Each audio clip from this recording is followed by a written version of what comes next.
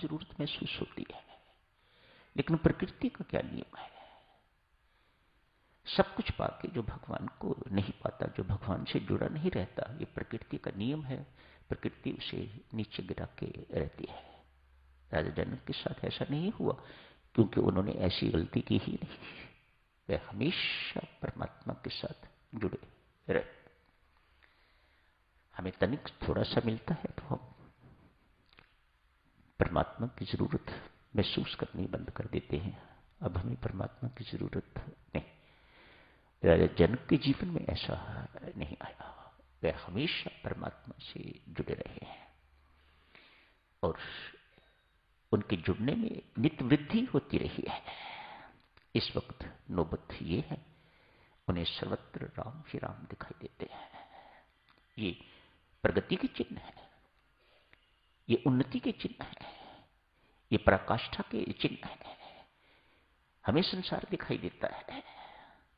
एक अनजान आदमी खेत में चला जाता है तो उसे घास दिखाई देता है, लेकिन किसान जो समझदार है वह जाता है तो उसे घास दिखाई नहीं देता, उसे दिखाई देता है ये गेहूं के पौधे हैं। अज्ञानियों को, जैसे हम हैं, हमें ये संसार दिखाई देता है।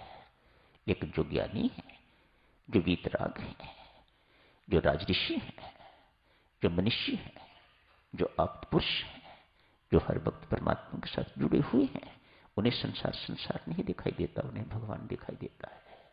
यह संसार भगवान का साकार रूप है, परमात्मा का साकार रूप। दृष्टि बदल जाती है। भक्ति विस्मृत है।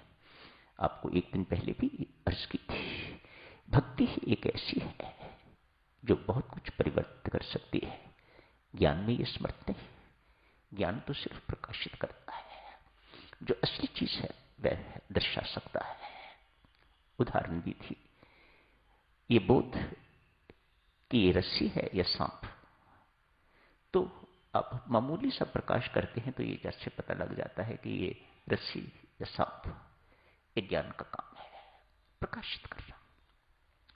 जो जिस वस्तुता है उसे भी दिखा देता है, लेकिन परिवर्तित नहीं कर सकता।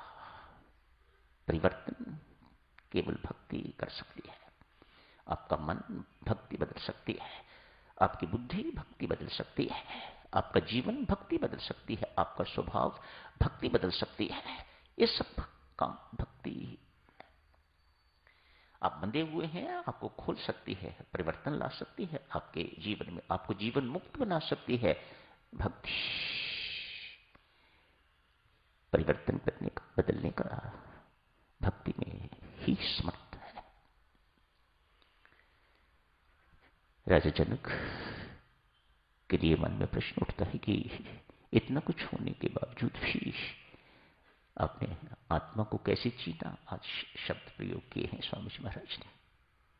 आपने आत्मा का साक्षात्कार कैसे कर लिया, आपने आत्मा को कैसे जान लिया, आप निर्बंध कैसे हो गए, आप मोक्ष के अधिकारी कैसे बन गए। इतनी सुख सुविधाओं में रहते हुए भी सभी लोग ऐसा नहीं कर सकते। सामान्यता इन्हें विरोधी माना जाता है। सुख सुविधा बहुत विरोधी है आत्मिक उन्नति में। लेकिन राजा जनक ने यह सिद्ध कर दिया कि नहीं, ऐसा बिल्कुल नहीं है। विरोधी है तो सिर्फ मन विरोधी है, और कोई मन आपका सद गया, मन को आपने सिधा लिया, तो फिर विरोध इस संसार में कोई उत्पन्न नहीं कर सकता आपके लिए। आपके सारे रास्ते खुले हैं। फिर राजा जनक ने आज बहुत सुंदर बातें समझाई हैं। मैंने कभी कुछ अपना माना ही नहीं। मैं तो परमात्मा की नौकरी करता हूं, मैं तो परमात्मा का नौकर हूं। ये जो कुछ भी दिखाई देता है, ये राजपाट इत्यादि इत्यादि, मेरा कुछ नहीं। मैं तो सिर्फ रहता हूं यहां पर, सब कुछ परमात्मा का समझ के, सब कुछ परमात्मा का दिया हुआ मान के। ऐसे आदमी को कौन मान सकता है? कोई नहीं। वे निर्बंध है, बिल्कुल खुला हुआ है। ऐसे को ही मुक्त कहते हो ना। जो बंधा हुआ है तो वो बंधन में है, ऐसे ही कोई मुक्त कहा जाता है। जो बंधन में नहीं है। मानव संसार में रहना है, चिपकना किसी के साथ नहीं। जितने कर्तव्य दिए हैं परमात्मा ने, सब डट के निभाइएगा। नौकरी कर रहे हो,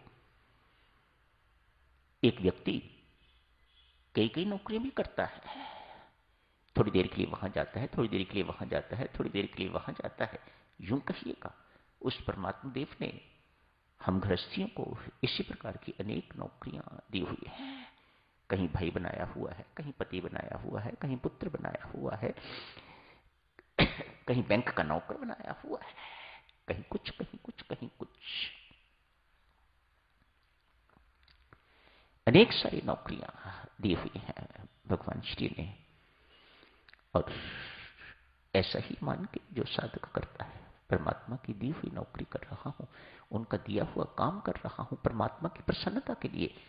मैं वास्तव में सेवा परमात्मा की कर रहा हूं। बेशक दिखाई ये दे रहा है कि मैं सेवा अपने परिवार की कर रहा हूं, लेकिन मैं परमात्मा की सेवा कर रहा हूं। जिसकी बुद्धि में ये बात स्पष्ट हो जाती है, वह यहां रहता हुआ जीवन मुक्त है, उसको कोई बंधन बांध नहीं सकेगा। जहां अपना मान लिया, वहां परमात्मा कहे न कहे देवियों सज्जनों, महाबेईमान की मोहर आप पर लग गई। मेरी चीज पर आप अपना अधिकार जमा रहे हो तो तनिक सोचो, आपकी नौकरानी की क्या मजाल है कि कोई चीज अपनी मान जाए आपके होते हुए? बिल्कुल नहीं। लेकिन धन्य है परमात्मा जिसका सब कुछ होता हुआ भी ये सहन करता है जब आप कहते हो मेरा घर, मेरा पुत्र, मेरा पति, मेरी पत्नी इत्यादि इत्यादि, मेरा मेरा मेरा मेरा, मैं करते हो। उसके हृदय पर क्या बीतती होगी। लेकिन चुप है। जहां ये हो जाता है सदक्षणों, वहीं बंधन, वहीं हथकड़ियां, वहीं बेड़ियां शुरू हो जाती हैं, लग जाती हैं। राजा जनक कहते हैं, मैंने कभी किसी चीज को अपना माना ही नहीं, मैं तो परमात्मा का नौकर, परमात्मा की नौकरी करता हूं। ये राजपाट मेरा नहीं है। आज स्वामी जी महाराज ने उनके लिए शब्द प्रयोग किया जो कोई तापस आया है, वह तो कहानी बाद की, लेकिन आज उससे पहले ही स्वामी जी महाराज ने शब्द प्रयोग किया है, वीतराग।